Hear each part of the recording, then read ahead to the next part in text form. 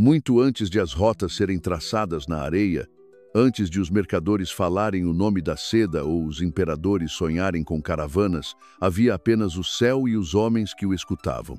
Na antiga cidade de Ur, onde os zigurates erguiam-se como escadas de barro rumo ao silêncio do firmamento, os escribas não escreviam histórias, mas sequências. Não criavam contos, mas copiavam repetições. O brilho que surgia no mesmo ponto a cada 200 noites. A estrela que desaparecia uma semana antes da cheia do rio. O eclipse que vinha em pares. Tudo era registrado, não como se fosse criação, mas como se fosse lembrança. Esses primeiros observadores do céu diziam que os sinais vinham de algo anterior à própria linguagem, de alguém que ensinava não com voz, mas com ciclos. Chamavam-no de Enki, o senhor das águas escondidas, das formas ocultas e do saber silencioso. Ele não gritava, não se mostrava, ele insinuava e deixava rastros, não em palavras, mas em gestos eternos. O fluxo da água, o giro das constelações, a curva de uma serpente gravada na pedra, as tábuas mais antigas da Suméria, encontradas em Eridu e Nippur, não continham leis ou lendas. Contavam padrões. Mostravam formas que se repetiam em barro, com símbolos que não faziam parte de nenhum idioma, mas que apareciam também misteriosamente em regiões distantes, como nas montanhas do que hoje é a China, onde monges gravavam em ossos de oráculo marcas semelhantes às das tábuas de Enki. Como se a memória fosse uma coisa que andasse sozinha, embaixo da terra. No templo de Eridu, diziam os sacerdotes, não havia culto, havia escuta. Eles não oravam. Esperavam. Ouvia-se o som da água correndo sob o chão seco, e era ali, sob o piso rachado, que estavam enterradas as chamadas tabuletas do silêncio. Elas não foram escritas para os olhos, mas para os dedos. Seus sulcos eram fundos e curvos, como se imitassem o fluxo dos rios quando vistos do céu. Segundo os registros, essas tábuas só revelavam seus significados quando tocadas ao som de determinadas vibrações-sons que os sacerdotes afirmavam ser reflexos do próprio planeta, ou mesmo do espaço acima dele. Essas vibrações, chamadas de vozes de retorno, apareciam apenas durante certas fases lunares. Não eram ouvidas com os ouvidos, mas sentidas com o corpo. Alguns chamavam de batidas de Enki. Outros diziam ser a lembrança do barro sendo moldado pela primeira vez. E era nesse estado de escuta profunda que os guardiões das tábuas afirmavam receber instruções. Não ideias, não visões. Instruções geométricas, desenhos, coordenadas. Em certos períodos, os escribas eram enviados para fora da Mesopotâmia. Não em missão religiosa, mas em silêncio. Atravessavam desertos e planícies, levando pequenos fragmentos das tabuletas não como oferendas, mas como sementes. E o destino de alguns desses caminhos coincide, curiosamente, com o que muito depois seria chamado de Rota da Seda. No Extremo Oriente, registros antigos da dinastia Zhou já mencionavam mensageiros vindos do oeste, portando símbolos que não se liam com os olhos. Em grutas da região de Dunhuang, foram encontrados desenhos de espirais triplas, idênticas às representadas nos selos sumérios. E em certas versões do taoísmo primitivo, fala-se de deuses que viviam entre os ciclos, capazes de alterar o tempo com gestos e moldar a matéria com som. O paralelismo entre essas culturas, separadas por vastidões, sempre intrigou arqueólogos. Mas os sacerdotes da antiga Ur já sabiam. O conhecimento verdadeiro não caminha. Ele vibra, e onde a vibração encontra barro, o saber emerge, como uma lembrança debaixo da terra. Segundo os textos mais antigos, os Anunnaki, esses seres entre deuses e estrelas, não vinham ensinar. Vinham lembrar. E Enki era o mais silencioso entre eles. Seu símbolo era a serpente em espiral, mas também a gota que cai sobre pedra e abre caminho com o tempo. Seu saber não podia ser transmitido, só redescoberto. Por isso, As tábuas nunca eram entregues prontas. Elas surgiam quando alguém escutava corretamente. E mesmo assim, mostravam apenas fragmentos. Diziam que cada cultura que recebia os fragmentos achava que havia criado o saber. Mas os que sabiam de verdade compreendiam. Não se cria a memória. Apenas se remove o esquecimento. E foi assim que, muito antes das caravanas, já havia caminhos, não traçados em areia, mas em vibração. Entre zigurates e montanhas, entre rios e planaltos, havia uma trilha invisível feita de símbolos que esperavam ser lidos, não pelos olhos, mas pelas mãos que tocassem o barro com reverência. Era o primeiro esboço do que um dia se chamaria Caminho da Seda. Mas seu verdadeiro nome talvez ainda esteja enterrado. Quando os primeiros mapas começaram a surgir sobre a areia, não eram desenhos de território, mas de memória. Os antigos não mapeavam o mundo, mapeavam os ecos. E o grande deserto, esse mar imóvel entre o Tigre e as montanhas, era chamado pelos escribas de o véu onde os nomes dormem. Ali, diziam, estavam escondidos os intervalos do saber. Não as cidades, mas os pontos de passagem. Não os povos, mas os gestos repetidos. As caravanas que cruzavam essa vastidão, séculos antes de a Rota da Seda receber esse nome, não levavam apenas mercadorias. Levavam ritmos, passos marcados, frases entoadas. Os guias mais antigos sabiam. Repetir certas sílabas no momento certo fazia com que o deserto abrisse caminho. E alguns pontos de travessia só se revelavam quando os tambores imitavam a frequência do vento subterrâneo. Esses segredos não pertenciam a nenhuma cultura. Eles atravessavam todas. E em algumas tradições do deserto, falava-se dos guardadores de pó, homens e mulheres que não pertenciam a nenhum povo, mas apareciam sempre nos mesmos lugares, nos mesmos dias do ciclo lunar. Eles não falavam, mas deixavam símbolos desenhados com areia úmida. Ao nascer do sol, os traços desapareciam, mas os que os viam começavam a sonhar. Um desses símbolos, encontrado nas pedras negras de Yazd, mostra uma espiral dupla envolvendo o que parece uma mão de 6 dedos. O mesmo símbolo aparece, com variações, em tábuas sumérias ligadas ao culto de Enki, e em alguns registros orais da região de Turfan, conta-se a história de uma voz líquida que ensinou os primeiros monges a ler o reflexo da lua sobre as superfícies planas. Segundo a lenda, certas poças de água, quando observadas com silêncio e jejum, revelavam desenhos em movimento, mapas, talvez, ou memórias, não para serem seguidos, mas para serem lembrados. Essas manifestações não se limitavam à forma, havia também o som. Em algumas ruínas encontradas ao longo da rota entre Susa e Kashgar, arqueólogos relatam a presença de pedras que emitem tons harmônicos quando tocadas. E em cavernas específicas, certas palavras sussurradas voltam em eco, com sílabas diferentes, como se fossem traduzidas. Não por outro idioma, mas por outra memória. Esses fenômenos, tomados hoje como folclore, eram tratados com reverência. Os antigos diziam que eram pontos de escuta, locais onde a terra ainda se lembrava, onde o saber não precisava ser dito, bastava estar. E era nesses pontos que os mensageiros de Enki, segundo as tradições, enterravam fragmentos, não tábuas completas, mas formas, curvas, objetos sem função aparente, que quando encontrados, ativavam sonhos, visões ou a repetição de símbolos esquecidos. A esses objetos se dava o nome de sementes do barro. Não eram ferramentas, eram memórias, moldes, e acreditava-se que, ao tocá-los, o corpo reagia, não com febre ou dor, mas com lembrança. Lembrança de gestos que não se aprenderam, de línguas que não foram ensinadas. Como se parte da mente reconhecesse algo que o restante do ser ainda não podia compreender.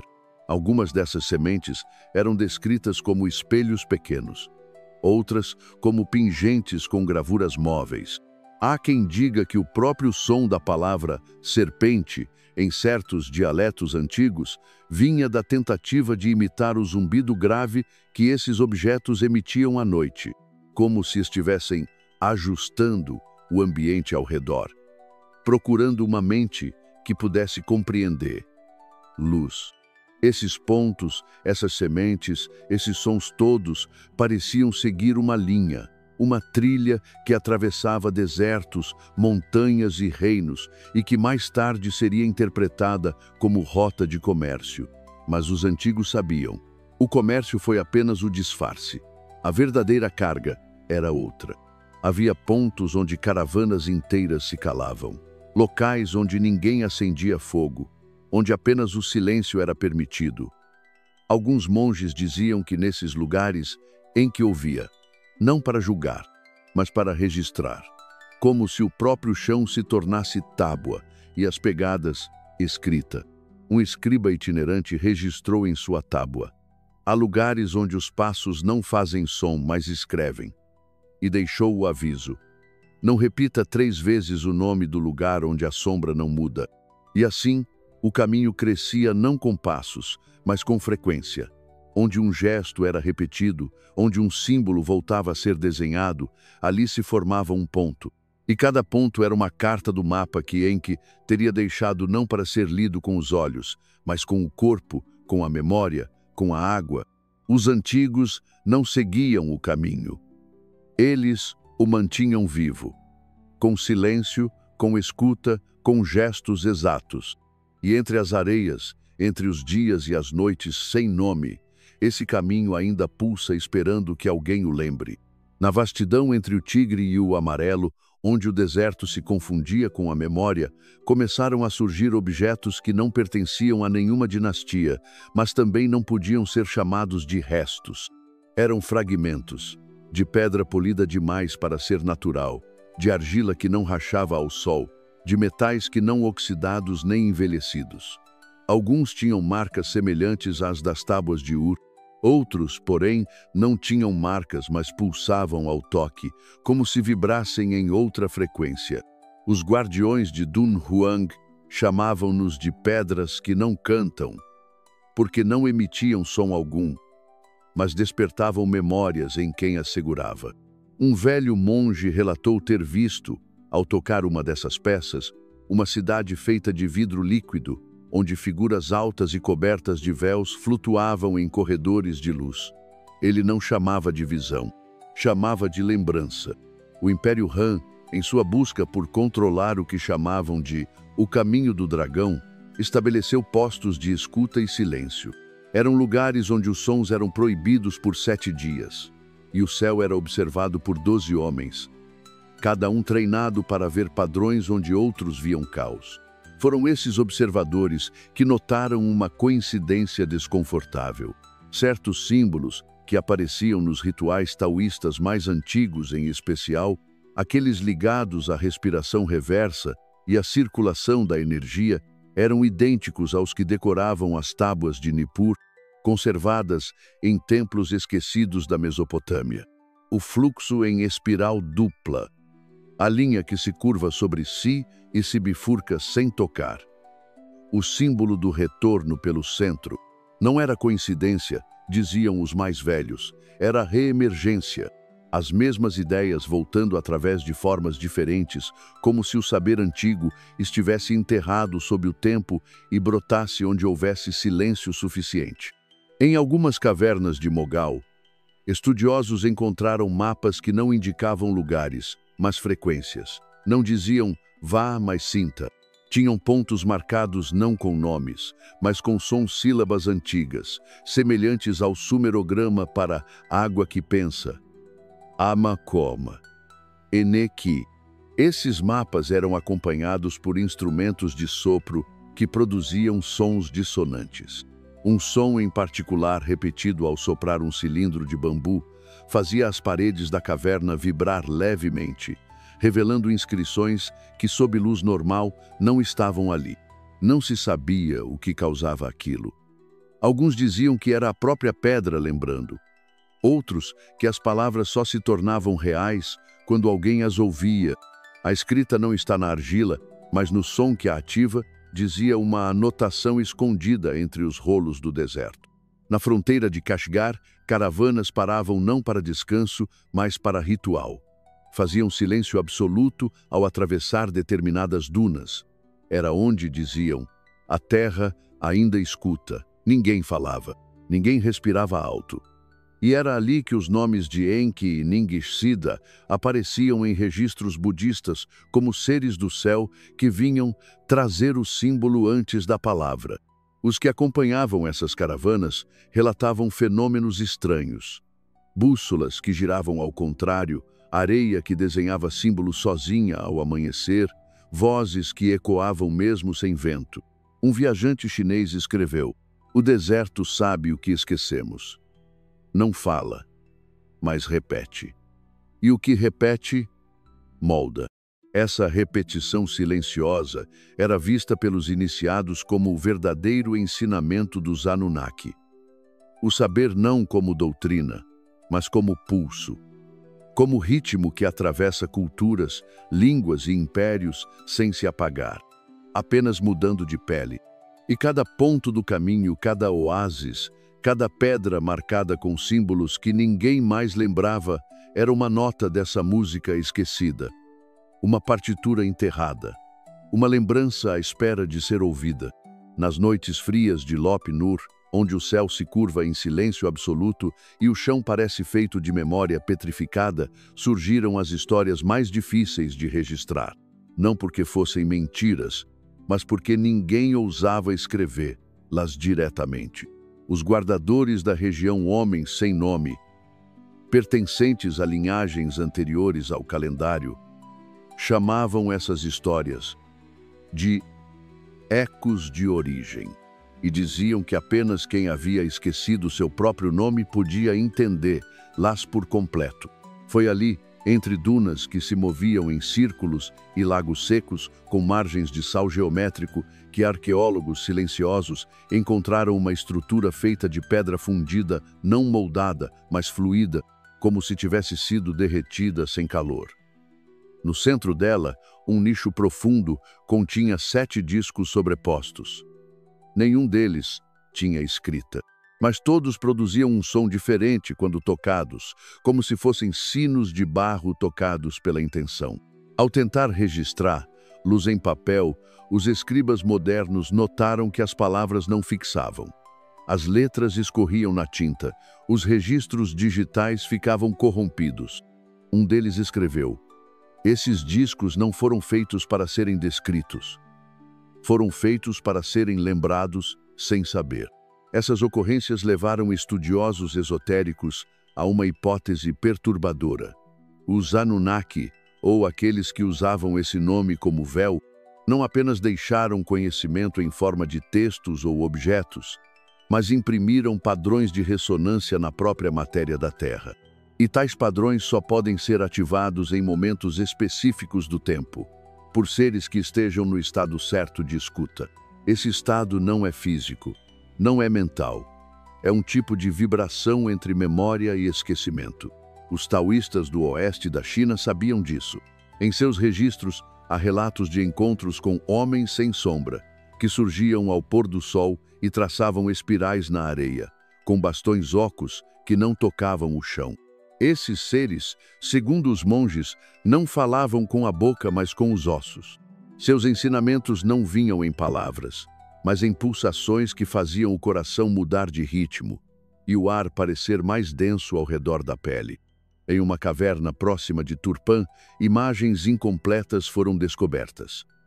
Seres altos com traços suaves, mãos alongadas, olhos oblíquos como folhas de salgueiro, e túnicas que lembravam tanto o simbolismo sumério quanto os trajes cerimoniais da dinastia Zhou. Em volta deles, espirais desenhadas com traços ondulados. Não havia deuses. Não havia súditos. Apenas observadores humanos de diferentes culturas, em posturas de escuta profunda. Alguns estudiosos afirmaram que essas figuras não eram visitantes. Eram lembranças vivas. projeções do tempo antigo que emergiam quando a ressonância certa era ativada. Como se a própria pedra lembrasse, a Rota da Seda, então, deixava de ser apenas uma trilha comercial. Tornava-se um circuito neurológico da Terra, uma linha de pulso onde o saber ancestral era transmitido não pela fala, mas pela repetição rítmica dos símbolos, dos sons e dos silêncios. Certa noite, em um posto abandonado próximo ao deserto de Gobi, 7 viajantes relataram ter visto uma estrela descer sobre a areia, não como queda, mas como aterrissagem silenciosa. De dentro, emergiu uma luz que não iluminava o entorno, mas criava sombra dentro das tendas. Um dos viajantes, um velho homem tibetano, caiu de joelhos e repetiu 3 vezes. A luz que guarda o vazio voltou. No dia seguinte, ao redor do acampamento, foram encontrados traços circulares na areia, com símbolos indecifráveis desenhados com precisão absoluta. A areia ali não se movia com o vento.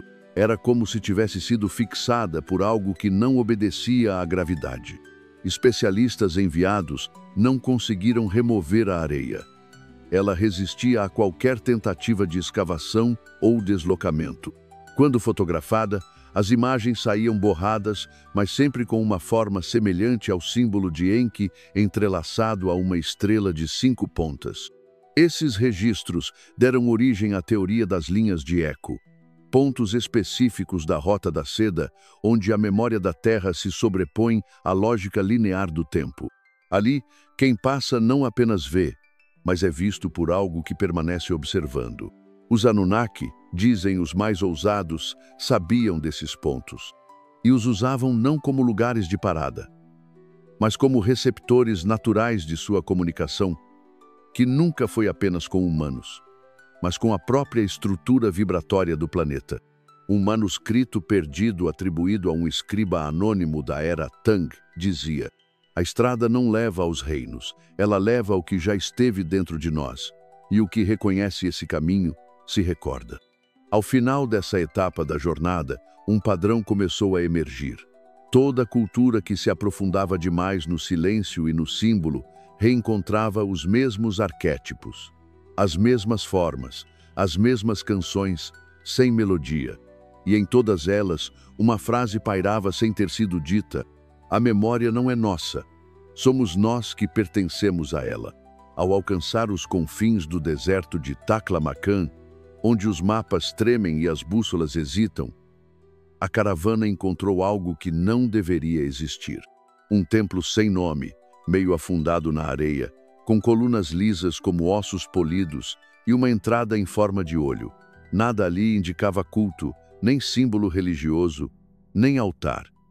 Apenas silêncio e uma sensação de estar sendo aguardado. A estrutura parecia anterior ao tempo das dinastias. Suas pedras não tinham inscrições, mas refletiam imagens que mudavam quando ninguém olhava.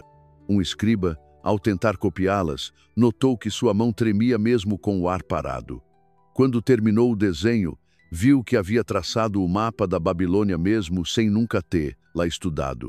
Dentro do templo, os degraus desciam em espiral, como se conduzissem não ao subterrâneo, mas ao interior da mente.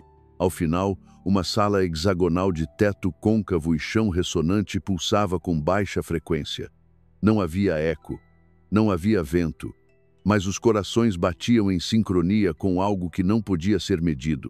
Na parede oposta, 7 imagens flutuavam como fumaça presa em vidro. Um olho, uma serpente dupla, um homem com braços erguidos, uma estrela sem vértices, um círculo rachado, um símbolo aquático e uma mão com 6 dedos. Nenhum deles fixo. Todos vibrando em padrões lentos, como se respirassem. Os monges que acompanhavam a expedição reconheceram os símbolos, não em livros, mas em seus sonhos. Um deles caiu de joelhos e murmurou: "Eles não voltaram. Eles continuam." Eram memórias visuais, não criadas, mas sonhadas pela terra e repetidas por quem entrasse em harmonia com ela. Imagens que não pertenciam a uma cultura, mas a uma linguagem anterior à fala. A essa linguagem, os antigos davam o nome de Logos esquecido, uma forma de comunicação onde o significado não era dito, mas sentido entre os ossos, como o frio que não vem do ar.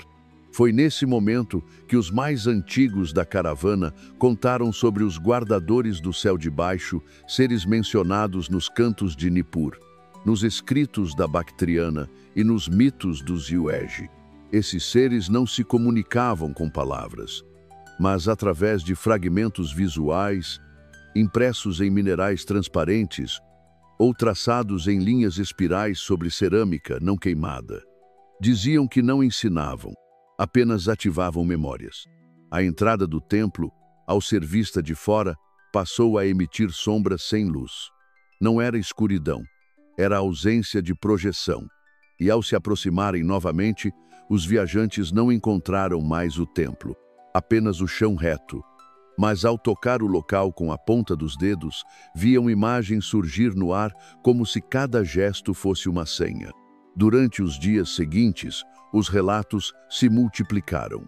Viagens por rotas que se repetiam. Cidades fantasmas que pareciam existir apenas sob certos ângulos da luz. Homens que se lembravam de coisas que não viveram. Palavras que mudavam de sentido à medida que eram lidas. E então, ao longo da Rota da Seda, começaram a aparecer símbolos que não pertenciam a nenhuma civilização conhecida. Circuitos que se desenrolavam em padrões semelhantes aos neurônios humanos, formas idênticas às que hoje chamamos de fractais. Estruturas que pareciam tanto mapas estelares quanto esquemas de energia. Um documento atribuído ao Conselho de Dunhuang e mantido em sigilo até hoje, descreve uma visão comum a vários guardiões de arquivo. Uma cidade enterrada abaixo do deserto, onde torres feitas de vidro escuro gravavam a história antes dela acontecer. E no centro, uma esfera suspensa que não girava, mas projetava, em silêncio, as imagens daquilo que os homens um dia pensariam ser seu próprio futuro. Uma frase, gravada em placas de cerâmica vibrante, surgiu em múltiplos pontos ao longo da rota. Não foram eles que vieram. Fomos nós que nos aproximamos do que já nos moldava. Naquele tempo, não havia distinção entre mito e memória. As caravanas transportavam especiarias, pedras, seda e conhecimento, mas também, sem saber, levavam fragmentos de lembrança viva, em forma de canções repetidas, rituais gestuais e símbolos bordados. Cada parada, cada miragem, cada desvio não mapeado era talvez uma chave. No final da quinta jornada, o viajante mais velho da expedição se levantou com os olhos fechados. Estendeu a mão sobre a areia e disse: "A lembrança não tem voz, ela tem forma." E nessa forma, selada em silêncio, a última tábua foi enterrada não como fim, mas como circuito. A Rota da Seda não terminava na China, nem começava na Suméria. Ela ainda pulsa, sob os passos de quem busca mais que destino. A Rota da Seda nunca foi apenas um caminho entre mercadores. Era uma ponte entre o visível e o lembrado. Cada grão de areia carregava símbolos que os ventos não podiam apagar. Cada parada, cada ruína, cada estrela que guiava os viajantes era parte de um mapa maior. Os Anunnaki não voltaram. Eles apenas deixaram marcas. Não em livros, mas na memória do próprio mundo. E quem caminha atento ainda pode senti-la sob os pés.